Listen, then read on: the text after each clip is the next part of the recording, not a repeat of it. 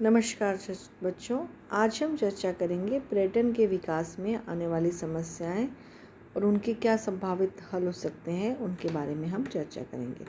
सबसे प्रमुख समस्या जो पर्यटन औद्योगिक क्षेत्र में आ रही है वह है भूमि की समस्या। पर्यटन का विकास पर्याप्त मात्रा में होटलों की स्थापना व अन्य सुविधाओं की उपलब्धि पर निर्भर करता है। शहरी क्षेत्रों को तेजी से विकास होने से होटल व पर्यटन इकाइयाँ स्थापित करने के लिए भूमि का मिलना काफ़ी कठिन होता जा रहा है। अतः नगर नियोजन में रियायती दरों पर इनके लिए उचित प्रावधान किया जाना चाहिए, तभी व्यावसायिक दृष्टि से इनको लाभकारी बनाना संभव हो सकता है।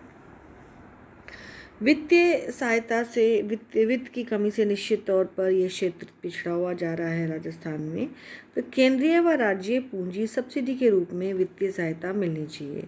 जिस प्रकार औद्योगिक विकास के लिए पूंजी सब्सिडी का प्रावधान किया गया है, उसी प्रकार पर्यटन क्षेत्र के में अभावों को ध्यान रखते हुए नए प्रोजेक्टों के लिए पूंजी सब्सिडी की व्यवस्था की जानी चाहिए, ताकि उद्यमकर्ता इस क्षेत्र में आने के लिए आकर्षित किए जा सकें। दिसंबर 1993 में राज्य में पर्यटन विकास के लिए एक पूंजी निवेश की सब्सिडी की योजना लागू की गई थी। हेरिटेज होटलों को छोड़कर अन्य पर्यटन इकाइयां जैसे 1 सितारा व इससे ऊपर की श्रेणी के होटल, मार्ग में स्थित मोटल, हॉलिडे रिसोर्ट, मनोरंजन पार्क, सफारी पार्क आदि में मान्य पूंजीगत निवेश पर 15% या 15 लाख रुपए जो भी कम हो को सब्सिडी दी गई थी। ऐसी ही इकाइयां जो चित्तौड़गढ़, झालावाड़, बूंदी, जालोर, बालोतरा, राजसमंद, कुंभलगढ़, मेनाल, किराड़ू, ओसियां, जैसमंद व बांसवाड़ा की म्यूनिसिपल सीमाओं में स्थित हैं, उनके लिए सब्सिडी 20% या 20 लाख रुपए जो भी कम हो दी गई। राज्य के किसी भी भाग में स्थित हेरिटेज होटलों के लिए भी पूंजी निवेश की 20% लाख राशि या 20 लाख रुपए जो भी कम हो सब्सिडी के रूप में दी गई थी।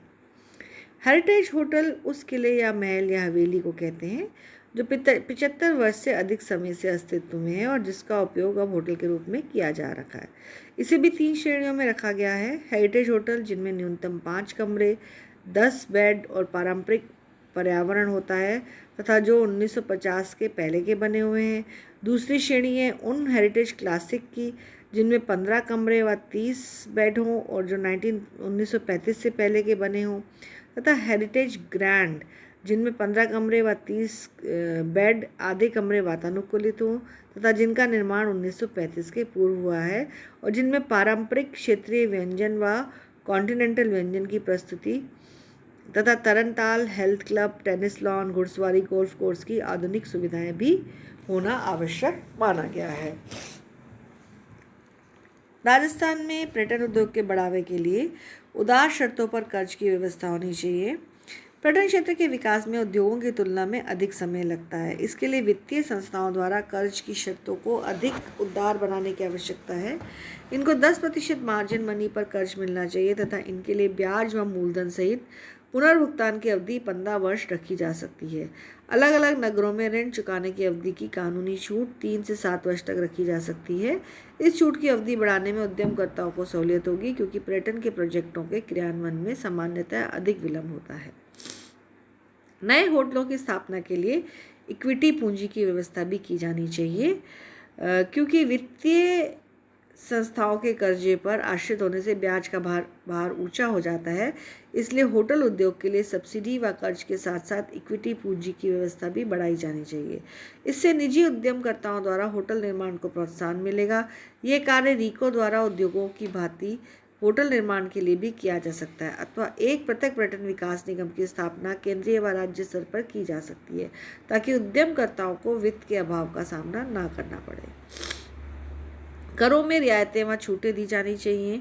बिक्री कर से प्रारंभिक 3 से 7 वर्षों के लिए छूट दी जानी चाहिए। चूँकि पर्यटन क्षेत्र विदेशी विनिमय अर्जित करने में मदद देता है, इसलिए पंजीकृत विश्राम गृहों व होटलों में अल्कोहल युक्त पेय पदार्थों पर राज्य आबकारी शुल्क में कुछ छूट देने पर विचार किया जा सकता है। इनमें बियर की बिक्री की स्वतंत्रता होनी चाहिए।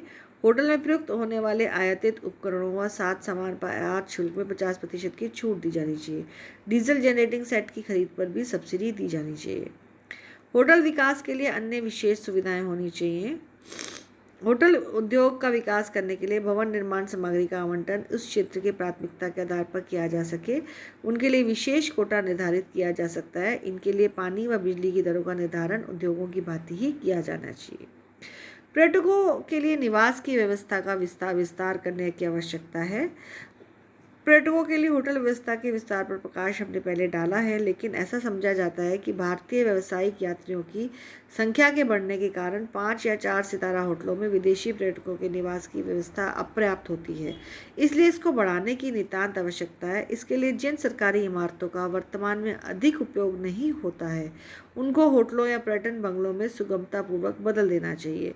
सरकारी दफ्तरों के निर्माण कार्य को तेजी से बढ़ाया जाना चाहिए, ताकि जो सरकारी भवन शुरू में होटल की दृष्टि से बनाए गए थे और बाद में उनमें सरकारी दफ्तर स्थापित कर दिए गए, वे खाली कराकर पुनः होटल के लिए काम में लिए जा सकें।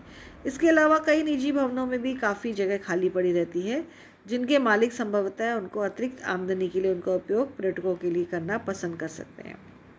इस संबंध में होटलों व ट्रैवल एजेंसी की सेवाओं का उपयोग करके निजी आवासों में पर्यटकों के ठहरने की समुचित व्यवस्था बढ़ाई जा सकती है। परिवहन का समुचित विकास भी अत्यंत आवश्यक है पर्यटन को बढ़ावा देने के लिए।